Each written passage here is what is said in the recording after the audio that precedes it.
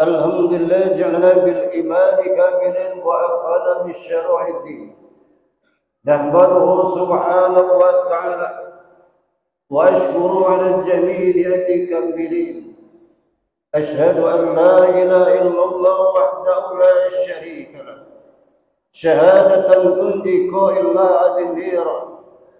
وأشهد أن سيدنا ونبينا محمدا عبده ورسوله مبعوث الله خلائق أجمعين.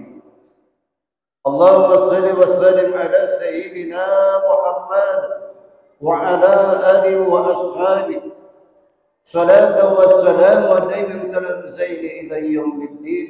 أما بعد، فيا أيها الحاضرون اتقوا الله حق تقاته ولا تموتن إلا وأنتم مسلمون.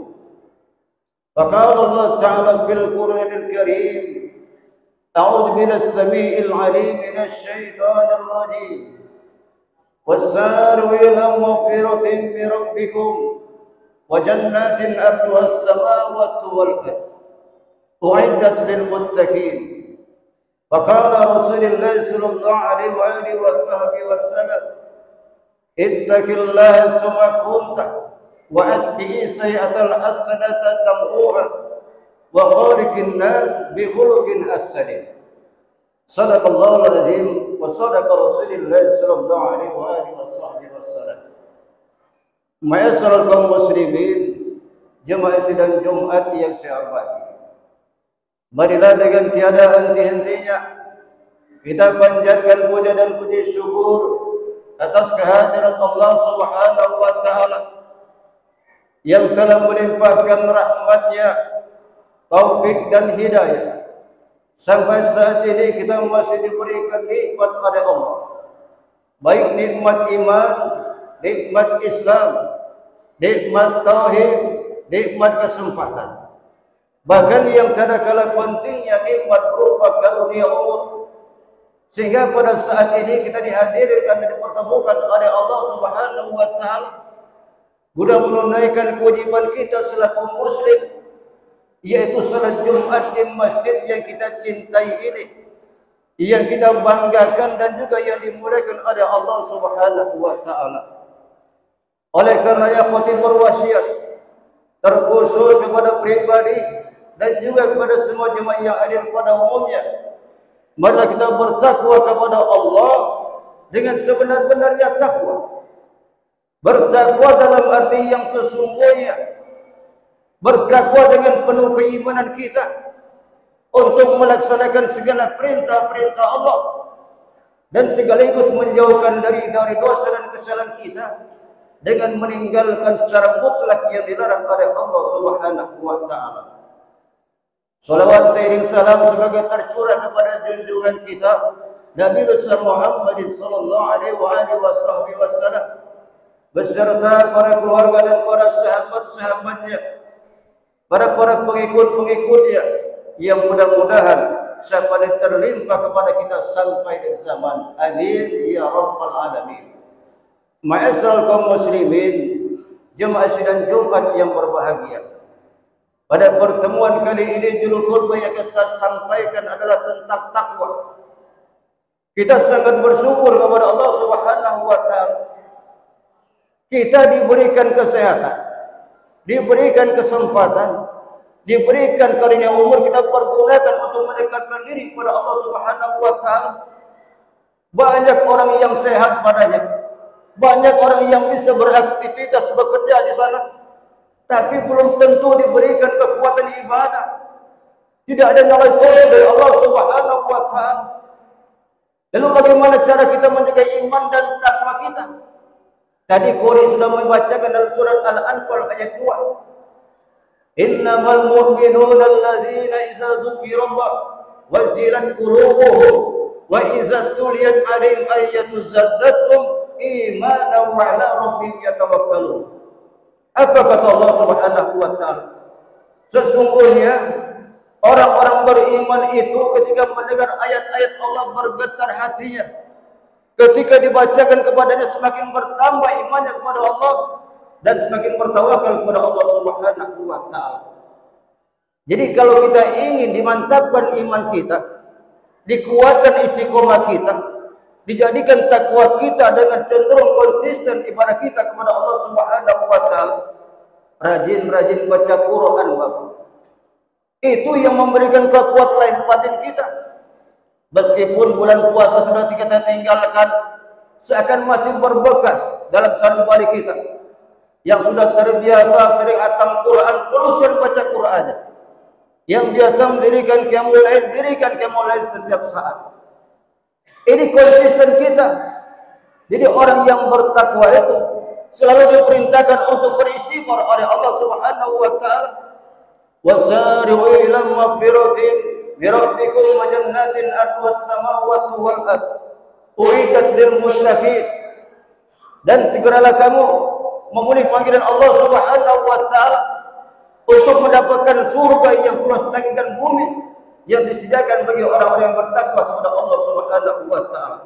Ini dalam surat Ali Imran 134. Orang yang selalu jaga takwanya bukan di cuma Ramadan saja.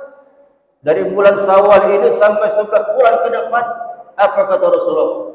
Ittaqillah summa kunta wa asbi'i sayyi'atal hasanata tamhuha wa khaliqin nas bi khuluqin asari.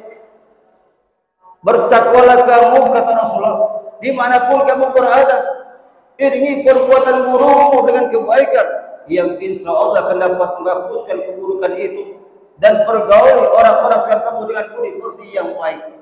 Hadis riwayat At-Tirmizi. Kalau tidak kita konsisten, saudara, kalau kita yakin dengan iman kita, dengan takwaan kita, bukan cuma sholat yang dianjurkan, bukan cuma puasa dianjurkan oleh Allah Subhanahu wa taala. Allah belum tersenyum kalau kita belum berinfak dan sedekah, memberikan bantuan pertolongan yang butuh bantuan kita. Jangan seperti Abu bin Hasim. Ada suatu riwayat, beliau bernama Abu bin Hasim.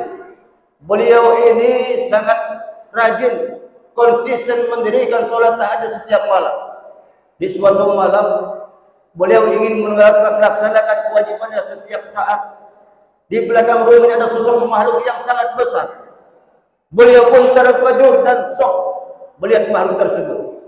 Apa kata makhluk? Wahai Abu bin Hasim, kamu jangan takut. Aku adalah yang diperintahkan oleh Allah untuk mencatat hamba-hamba yang senantiasa sholat tahajud. Tersenyum dan gembira Abu bin Hasim, dan dia bertanya kepada malaikat tersebut, wahai malaikat, apa gerangan yang kau pegang itu? Inilah kitab, kata malaikat. Saya mencatat orang-orang yang selalu mendirikan sholat tahajud setiap malam. Ya malaikat, apakah nama saya tertera dalam kitab tersebut? Begitu dilihat oleh malaikat tadi, ternyata nama Abu Hasim tidak tercatat, tidak dideteksi. Beliau pun hampir jatuh pingsan dan shock. Dan saudara hadirin, kalau kita selalu untuk diri kita sendiri, seperti puasa, seperti sholat malam, sholat fardu, itu kan secara egois untuk pribadi kita. Tapi kalau dengan membantu orang-orang yang butuh pertolongan, itu baru dikatakan beriman, kata Rasulullah. La yu'minu ahadukum hatta yuhibba li akhihi ma yuhibbu li nafsihi. Tidak beriman seseorang yang tidak mencintai saudaranya sebagaimana ia mencintai dirinya sendiri. Jadi kalau kita merasa beriman, lakukan apa yang diperintahkan oleh Allah. Lakukan apa yang disunnahkan oleh Rasulullah SAW. Jangan kita punya harta, tapi cuma bangga dengan harta kita. Kita kaya, kita bangga dengan kekayaan kita. Ketika mereka akan meninggal dunia, mereka minta menangguhkan kepada Allah Subhanahu wa taala.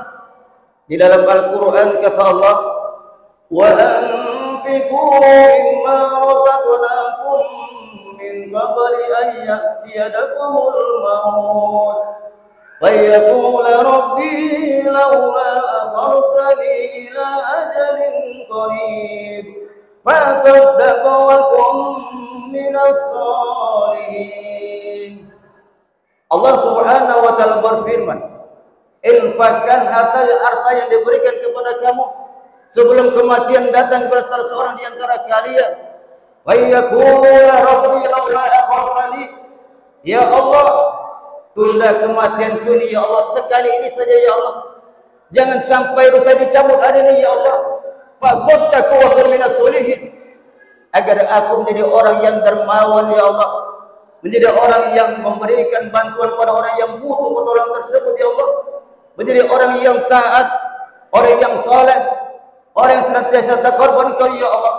Lantas dijawab oleh Allah, wa la yu'akhirallahu nafsan idza ajaluha wallahu khabirum bima ta'malun.